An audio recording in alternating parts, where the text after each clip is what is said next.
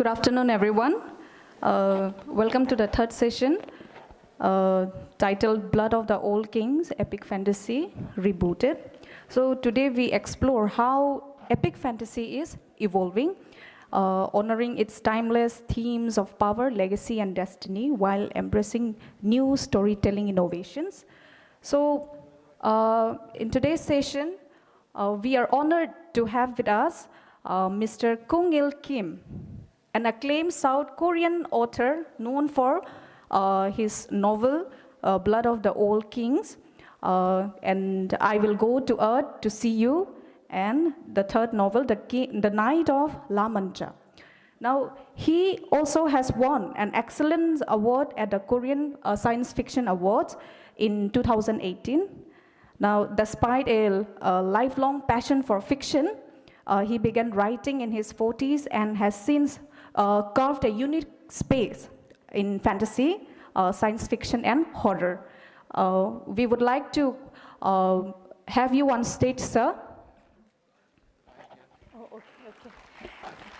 Welcome, sir. We would like to welcome you with a token of appreciation. I request to felicitate him with an Aronai.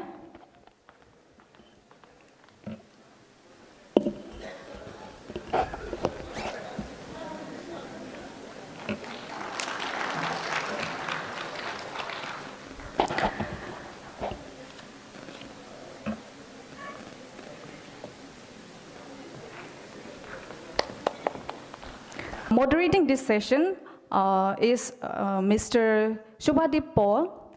We would like you to have you on stage, sir. Sir will be guiding us through conversations on how epic fantasy is being reimagined for today's readers. So I also would like to welcome you, sir, with an Aronai.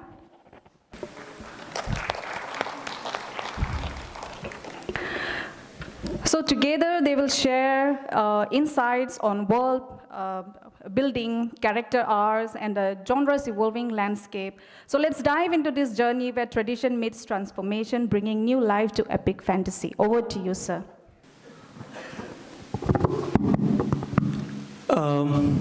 Good afternoon, everyone.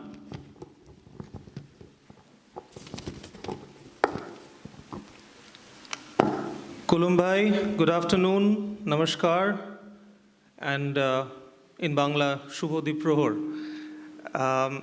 It's really a pleasure to moderate this particular session. We have with us a very prominent writer from Korea, from South Korea, to be more specific, Sung Lee Kim. And I'll be kind of talking about with him regarding his very important publication which has come out, Blood of the Old Kings. And we have titled this session, Epic Fantasy Rebooted. So I guess many of you know what Sung does and the kind of writing he has been associated with for a long time. And this particular work is a very experimental work. It's a very fascinating piece of work, I should say. Thank you. And it has got a lot of very rare and rave reviews as I was checking it out. And so let's get the ball rolling. Let me begin by asking you regarding the genre, the category of the work, because these days publishers are very specific about categories. But one thing which I found out is that your work kind of, crosses over different categories and genres.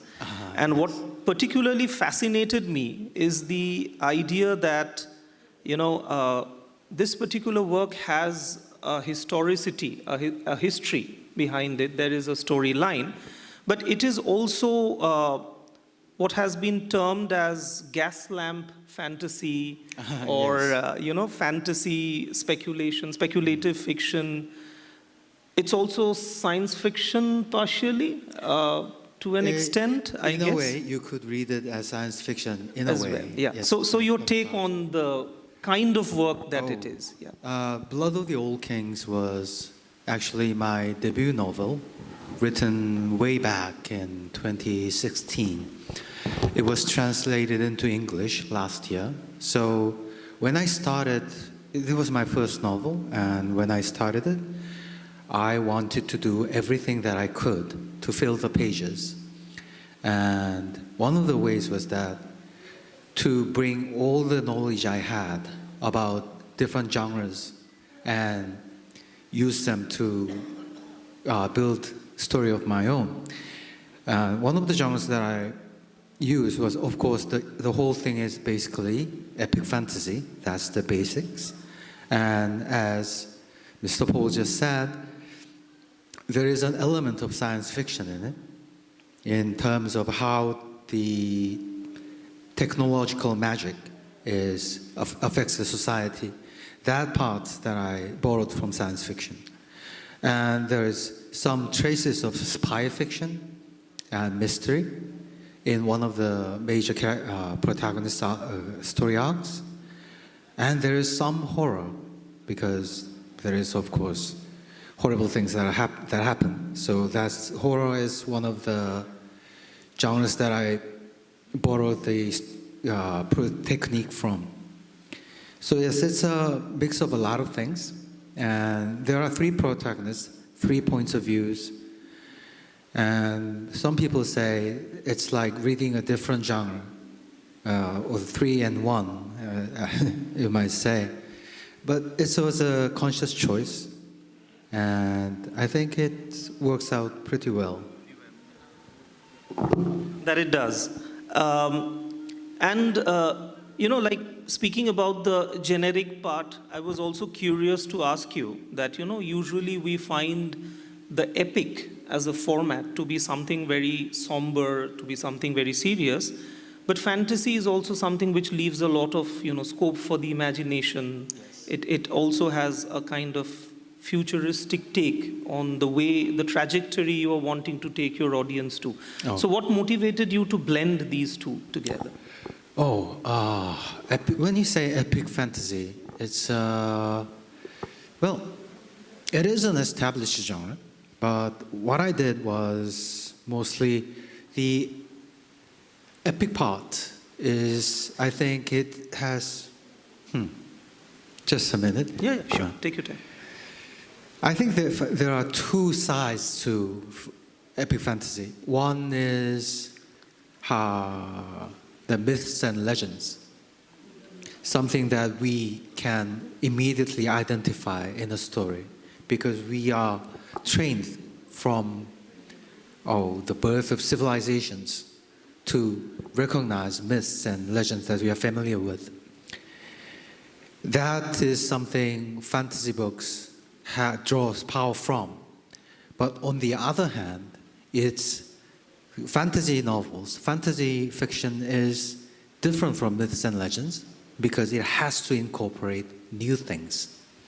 So it's fantasy, genre fantasy is always about building something on top of what readers already have, or what readers already know. So that's what I did. Here, we see 3 heroes, each going in different directions. They are taking different paths to achieve their destinies. And to each have, you will probably, when you read it, you will probably recognize that each have recognizable mythical or legendary paths that the heroes of the old has taken already. But their stories carry new things, and they represent new things. So it is both old and new. That's, I think, how fantasies usually work, and that's what I also focused on. Does that answer your question? It does, it does. Thank you. That's really experimental and bold an endeavor on your part. But you know, the way the work has been received, I've seen a lot of critics also very positively, you know, identify it as a sort of a standalone. It is something that, you know, kind of is a rare challenge to take up, you know, like fusing a story and, you know, trying to make it symbolic as well. Oh. Would you tell a little bit about the storyline without giving away too much, but a little Okay. bit so that, you know, the audience is inspired to The read? book really has three stories. One is about a conquered province of an empire. See, the empire has taken over this province and has oppressed it for 20 years. And one of the residents, just not a king or a prince, but just an ordinary woman, a middle-aged woman, who knows how to use sword a bit. And she goes through this hero's journey to become the king of the land and fight against the empire. That's one storyline. And the second storyline is about the sorcerer. It's a girl. This is a girl about 16 years old, and she has been taken to imperial capital because she's a sorcerer, and her fate is to be kept like an animal, not expected to do anything except to die and serve as a magical battery for the empire's war machine. She rejects that and runs away, and the only place she can go to is her homeland, the same place as the conquered province of the previous story. And the third story is about a refugee from that conquered province who has come to live in the imperial capital. And what he does is he wants to avenge his friend's death by investigating her murder. And in the process, he comes upon a conspiracy to destroy the imperial capital, basically a terrorist plot. These are three stories. They all hail from this conquered province, and they are all in different situations, but their situations are all the empire's making. So it's about those three people being in different situations and reacting to it and taking, taking initiative in their own way. So their stories don't overlap much, but each have different, because each protagonist is in a different situation. They use different genre tropes. They use different kind of storylines. So I think that's what could be construed as experimental, as you said. So, like, there are separate quests, but there is a singular kind of, you know, Yes. end as well, if we might say. Yeah. Okay, wonderful. You know, like this very idea of, you know, toppling an evil empire, you know, this itself is a very kind of challenging inspiration and aspiration alike. So I want to know how much of, you know, the good-evil binary, because I deeply believe that most binaristic constructs, most binaries are part of, you know, Western Manichaeanism. They have established everything in terms of black and white. So are you trying to look at other shades of gray, or you're trying to look at it differently? I don't think in terms of black and white, and I don't think in terms of even shades of gray. I think there are just many, many colors. It's not just one, and there are not just two ends to this spectrum of morality or ethics. Everyone I talk to, they tell me that the empire that I've described is evil.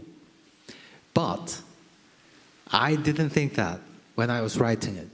I know that the people who are suffering under the oppression might think the empire is evil, but Well, imperialism can be said to be evil, of course, but they don't think of themselves that way, and they are too big to be just one single thing.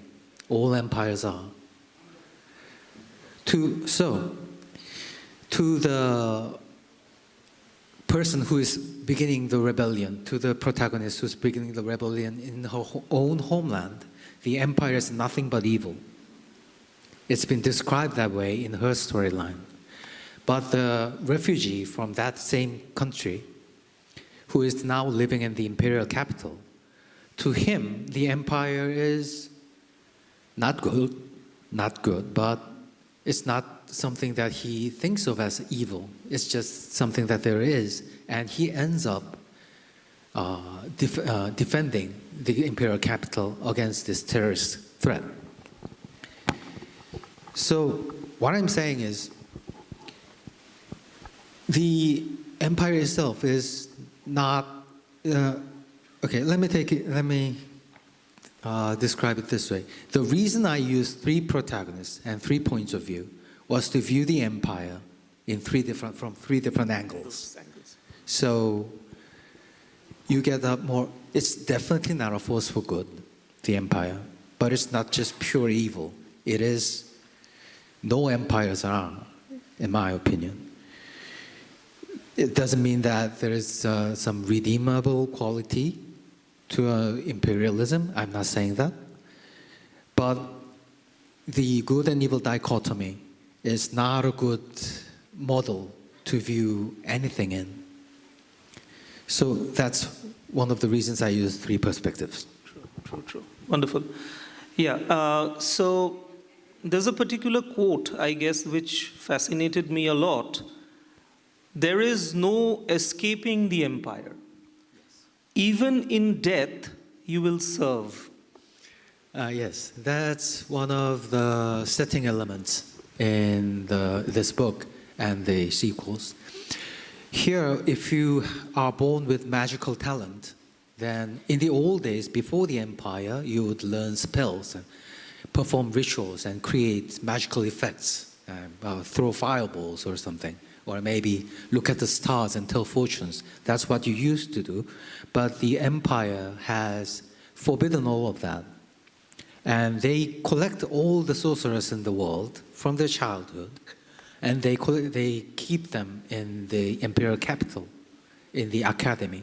And what they do with them is when the sorcerers die, they mummify them and put them in special coffins to use as power sources. That's the only thing the empire uses the sorcerers for. This I put in because what empires do is they force a standard upon what they've conquered in the conquered lands, even on their own people, because that's easier to manage, and they want to be sure that they can use people's abilities not for their own good, but for its own benefit. That's exploitation. So the power generator, the sorcerer's corpses in boxes, generating power forever, that's symbolic of how empires make a person into a cog in their great machine and use it for, and deny any sort of personal possibilities or personal power to them. So that was the symbolism, a metaphor in that. Right. So, like, this is something, I guess, even on a literal level, I found in several movies, even Indian movies, Bollywood movies, where, we have this take on the East India Company, the British East India Company, and when in movies like Mangal Pandey and other, there are several Indian movies talking about revolutionaries and their strives where, and it's mentioned that the individual is just a cog in the machine. There's this great, gigantic, indifferent empire. Yes. Very. But is there anything good that comes out of this hegemonic control, or is it something that you feel should be retaliated? Well, Is systematic control in any way? Something good. I mean, the people who benefit from, well, let's say, the East India Company. It was the most profitable company in the history of the world, maybe even till now. Right, So there was somebody profiting from it. So it must have been good for them, right? right. So any system is run to do good to somebody while exploiting others. It's most noticeable in colonialism or any other kind of imperialism. But all systems, I found that it works that way. It benefits somebody and it penalizes others by exploiting them. So the cycle of exploitation is built into most world systems. And I really don't think there is any way out of them completely, but it can be challenged against. It can be, the damages can be dampened. So, no, I don't think there is an ultimate good that comes out of imperialist machine. But even during while the machine is working, somebody is profiting and somebody is being exploited. So it's good for somebody, I guess. Right. There are certain, post-colonial and political critics. I'll just mention a couple of them. Like, for instance, Hart and Negri. They've written this wonderful book, Age of Empires, and then there's this, follow-up, which is Age of Democracy and stuff like that. So is there this pattern from empire to democracy? Would you like to talk about some of the political undertones or overtones of your work? Oh, yes. If you will. Yeah. I think imperialism is still going on, and democracy, imperialism and democracy. I don't think they are mutually exclusive. Democracy is being talked about as some end state that we want to reach, but look at the British Empire. They touted themselves as democratic, even when because they had their parliaments, and because their monarch was not as influential in their politics. Say, Queen Victoria didn't have much say in how the British Empire was run. It was the parliament that did it. So it was more democratic than, say, under Queen Elizabeth I. But was it any better? Was it any less imperialistic? Right. I don't think so. The trend continues. For instance, we can talk about American imperialism, and America is thought to be the beacon of democracy in the world, and in a way it is. Their domestic politics are very democratic, but that doesn't stop them from influencing the world in non-democratic ways. So age of empires ends and age of democracy begins. I don't think that's true, because imperialism is not just a specific school of thought that evil people follow. It's a way to profit, and everyone wants profit. So as long as we let them, it will stay and it will proliferate. So what we want to do is challenge that at every turn to dampen its effects and to ultimately slow it, but I think it will always be here. Any kind of connection with the North and the South Korean divide, or the different kinds of political system? Is there any ramification in your work? It's not directly. It did not directly influence this book, but the third book that I've written but not published yet, it has some similarities. The North-South divide, It's a complicated situation. It's a remnant of the imperialism in the mid 20th century. Korea had always been one country until 1950 for at least 1,000 years. So there was no North Korea and South Korea until, say, about 80 years ago. It only came to North Korea and South Korea came to be because after the fall of Japan in World War II, Korea was liberated, but the southern half was occupied by Americans, and the northern part was occupied by the Soviets. That is the only reason that there is a North and South Korea. Right. I'll come to the fascinating aspects of the work as well, but this is something which has a kind of allegorical pattern to it, I might say, because allegories are helpful sometimes. Yes. It can be a national allegory as well.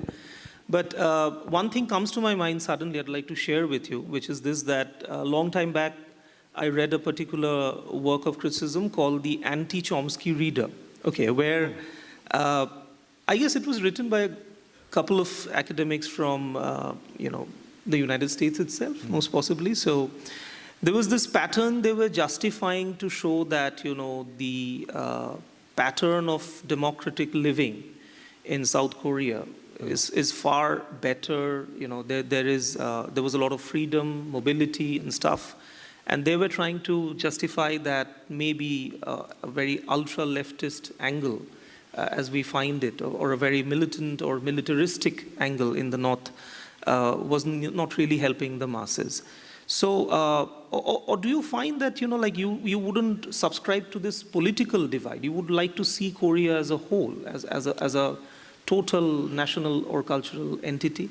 Oh, I might have, say, until 20 years ago, North Korea and South Korea, the 80 years is a very long time, especially in this day and age.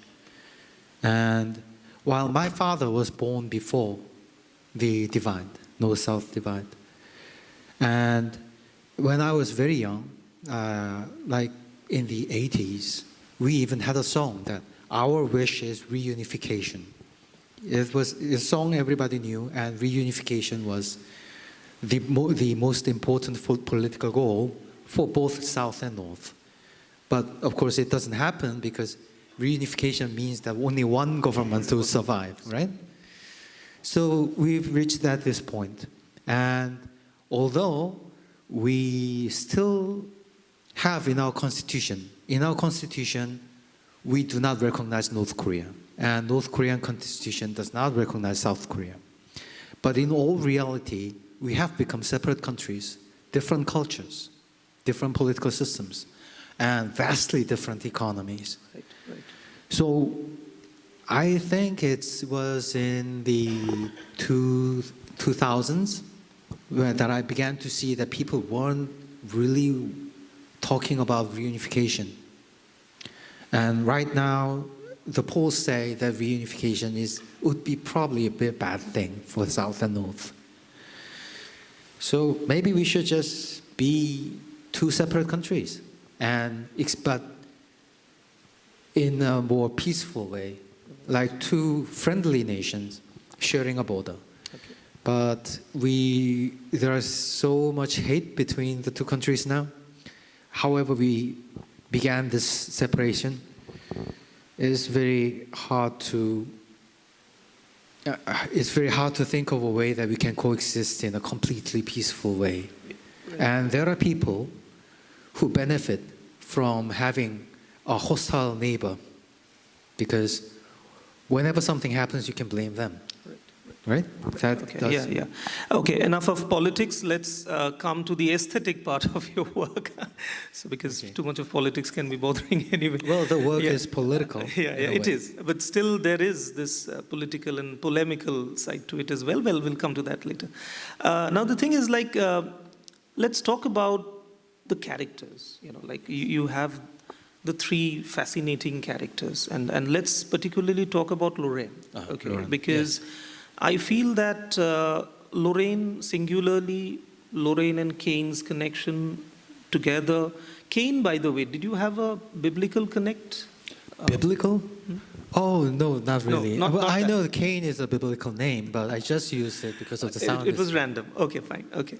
Now, would you tell us something about this, the speculative or the fantastic part? You know, this idea of the sword. I saw in the cover itself. The cover is very Yes. fascinating. You have the sword right in the middle, and you have the dragon, toppling over from all directions. So, this symbology behind the sword made from the dragon's fang, was that an ulterior purpose behind that? Excuse me? Was there a purpose behind that? Oh, yeah, the purpose. It's the dragon's fang influencing the sword in some way. in the first chapter, Laurent goes in front of the dragon, which has lost when the empire invaded, and is kept as a captive in its own cave.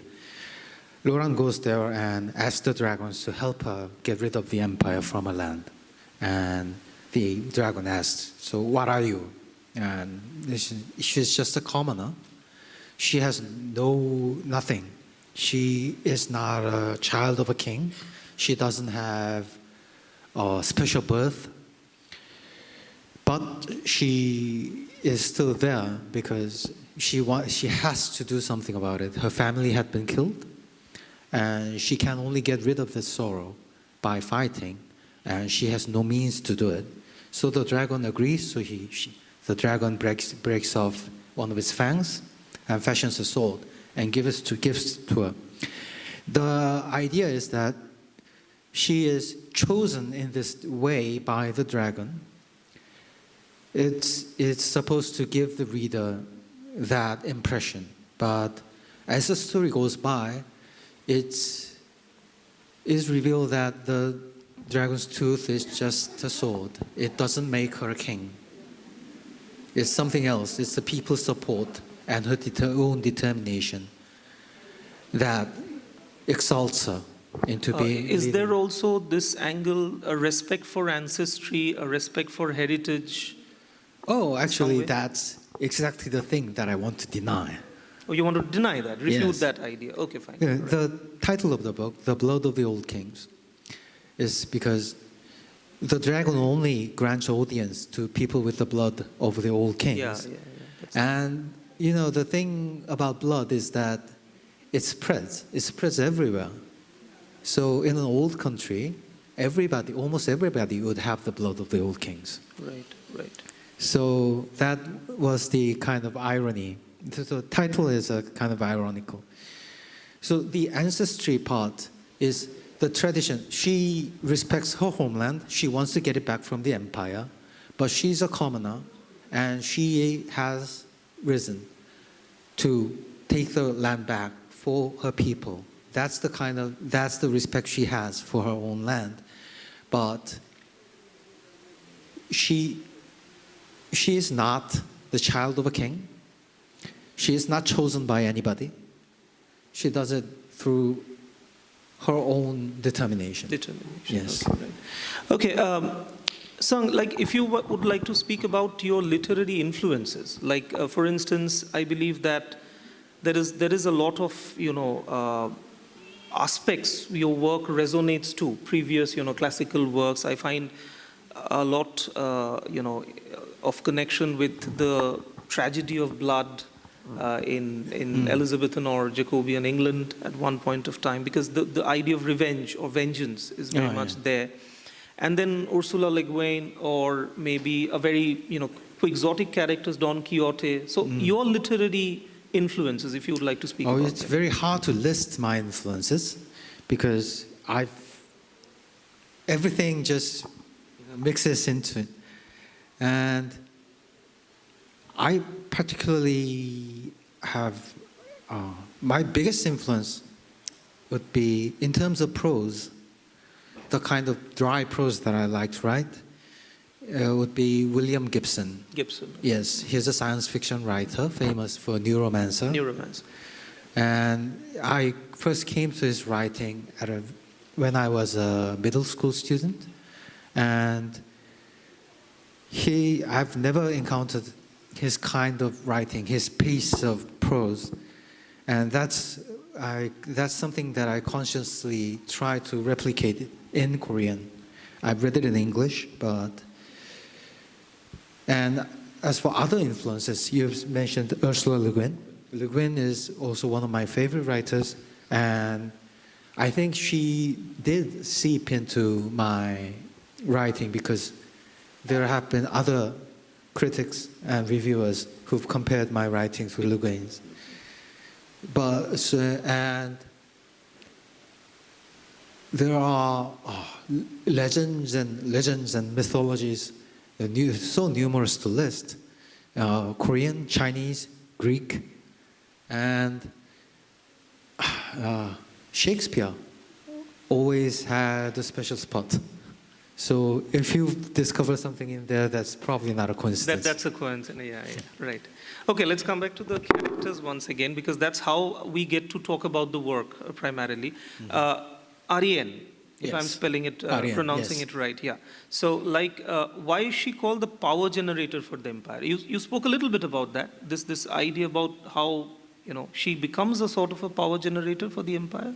Oh, she doesn't want to become a power generator for the empire, but she escapes the academy to avoid the fate, because everyone else thinks that, well, you become a power generator when you're dead, so and you get pensions for life until you die. So for a lot of people, it's something that you just accept. Well, you live a good life, and what happens after you die, then it's nothing, that won't be a concern, right? But Aryan doesn't think so. She doesn't know if she's going to really die, and she doesn't know what's going to happen when she becomes a power generator. And she doesn't like to live a life where she is only expected to die, to be useful. So she escapes through the help of a dead sorcerer who is already a power generator and used to be a tyrant in a conquered province, province conquered by the empire. And he is a very evil man, but he helps Aryan escape, and he teaches her some magic that the academy wouldn't teach her. So, yeah, hers is a story of personal power and personal growth, and she ultimately, escapes. He kills her pursuers, and eventually she has to contend with the dead sorcerer that had been helping her for his own purpose. Right. One more thing, I find there's a very wonderful double bind. Okay, how does that operate? Double bind? Because, on one hand, all this struggle, all this rebellion, it's ultimately to bring about a sort of normalcy at the end, a restoration of a certain kind of livable order. Yes. But you also mention, one of your quotes I'm pointing out, when peace is a lie, there is power in truth. So is that an advocacy for militant action or rebellion which is necessary, or? I think sometimes militant action can be necessary. Can be necessary. Yes, because, peaceful demonstrations have gotten, let's say, when someone has an absolute power, then there is no use for peaceful protest. I mean, if you can just if there's no repercussions for just killing you all, then they will do it. They have done it. So sometimes militant actions is required for survival, not just for survival, but for just to, just to tell the oppressors that you can't you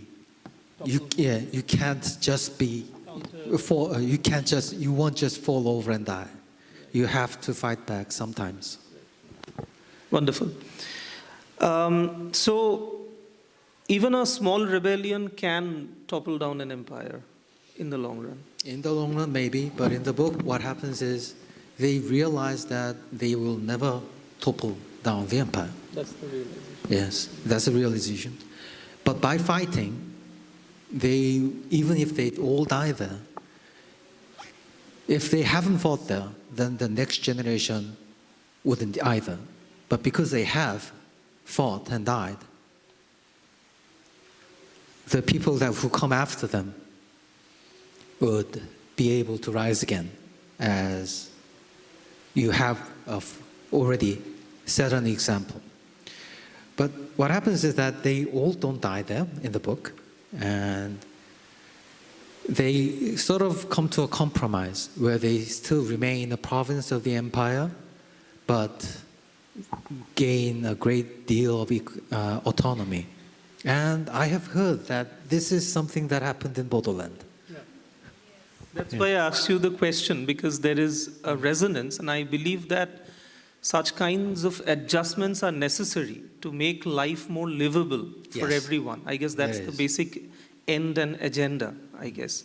Okay, describe the dragon now. Let's come to the dragon, Yes. it's the most fascinating part of your work. But I find that it's a very sentient being, it's a very sentient being, very Yes. thinking being. It's not a typical, horror-inspiring mechanism only. So why does it treat the humans and kings on its own terms? The dragon has a very kind of, iconoclastic dealing mechanism. You have to listen to the dragon's terms and conditions. Yes. Why is that so, if you might speak? Oh, because you have Is to... it a kingmaker sort of it? Oh, in the book, it was implied that it was actually an enemy of the people, but the first king of the country came up to it and made a deal so that they would guard them instead of being a pest. Otherwise, it might fly around and eating cattle or whatnot. But it has been there for hundreds of years, guarding the country against invaders, but being worshipped something like a god in return. But it lost, and the country is no more. The king has died. The royal family was wiped out, and the country is now just an imperial province. So the dragon is beaten. So he has shared the same fate as the people of that country. So they're in the same position. So when Lauren comes up to the dragon and tells it that she's going to drive out the empire, then the dragon has no choice but to back her, because she's the only one that's come to do it. So the dragon itself is not a kingmaker, but it has the same purpose as the protagonist and the people of the land. The dragon's only power he gave to her in the form of the sword. What the sword can do is it helps her, fight, say, multiple imperial legionaries. But there won't ever be enough to gain independence or any sort of liberation. So that's the trick, or something that I used in her storyline. She gains her real power through her people, and that's how she becomes a king. Not because she has been chosen by a dragon, or not because she has come into some magical sword. That did help her get started, but how she becomes a king is by being heard by the people, and by listening to the people, and by gaining their support. And that is her story. That's the agenda.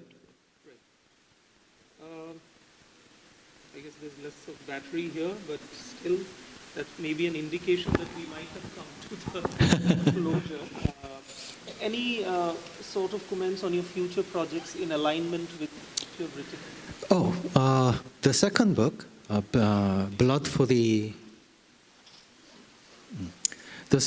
Blood for the Undying Throne, is coming out this year in English. It was never published in Korean, and I think the third book will come out the year after. That will complete the trilogy of this Bleeding Empire series. In Korean, I am writing mostly science fiction these days, and I'm hoping to get them published in English. It's about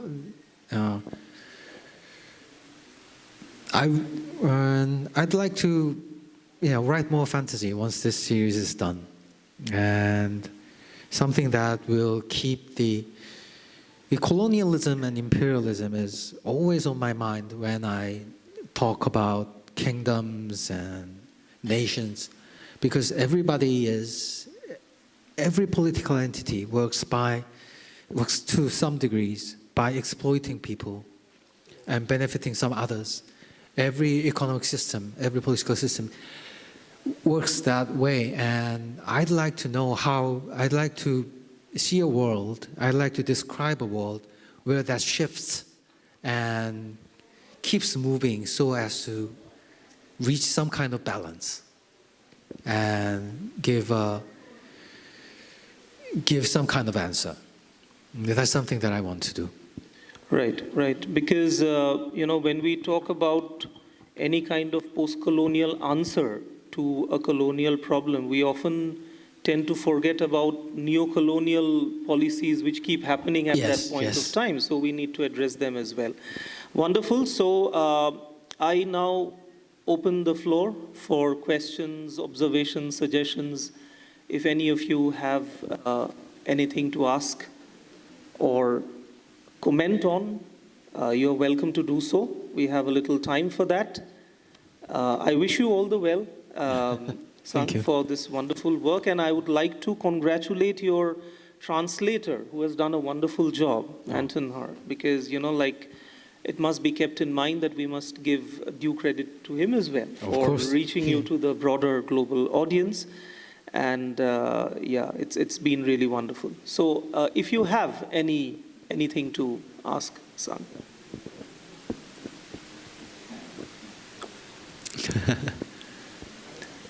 Yeah. Rajadda has a question. Wait.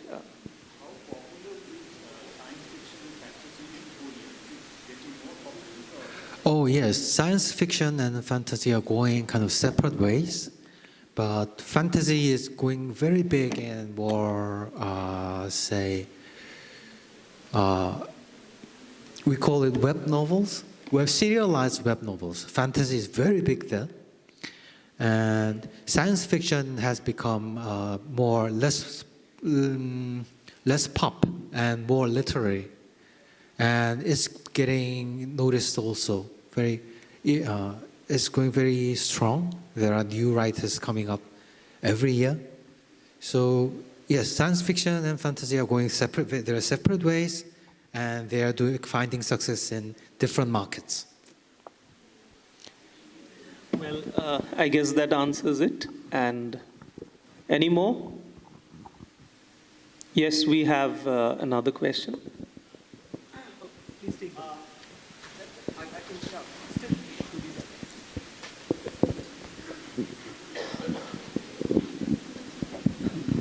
Just towards the last end of the discussion, both with your answers and your question about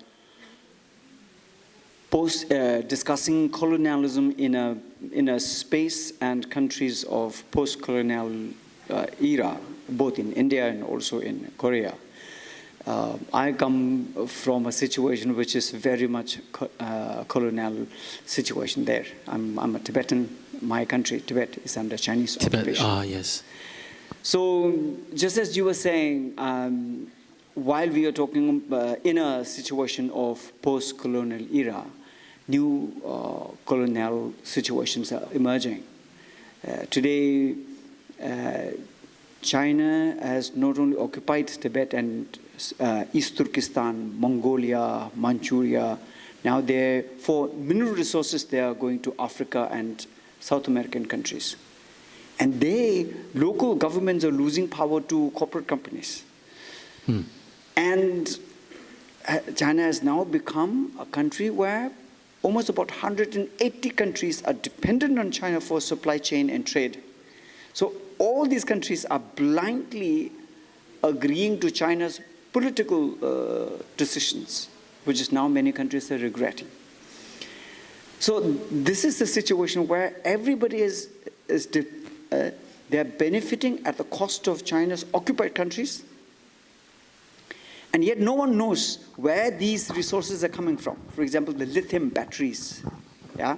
Yes. So when you are talking about dragon as a fantasized enemy, I found that such a poetic way you present it. That dragon is something you want to fear. At the same time, dragon is a fantasy, it's a lovable enemy. So I found an interesting parallel between dragon as the real and also dragon as a story in your novel and the stories you're writing. I just found this unrepressed parallel that I noticed here. Thank you. Oh, I see. So you're seeing the dragon as another third power that would, okay. The situation with China, as you described it, it's, I have a very serious interest in China's influence in Africa, mostly. What they've done there and what they are planning to get there. And although the history of Africa is under European colonization, it's nothing short of tragic. They've probably suffered more than anybody else on this earth. And what China is doing there is, well, at least it's better than that, but they are also peddling for influence. And I am not sure if China's goodwill can turn on its head any time. And we know that, as I said, no empire is particularly evil, but they are never good. And all empires are imperial. Right. So, in my case, the dragon just, in my book, the dragon simply represented tradition. Some tradition that would give the protagonist some legitimacy, which is not enough actually to achieve what she has set out for.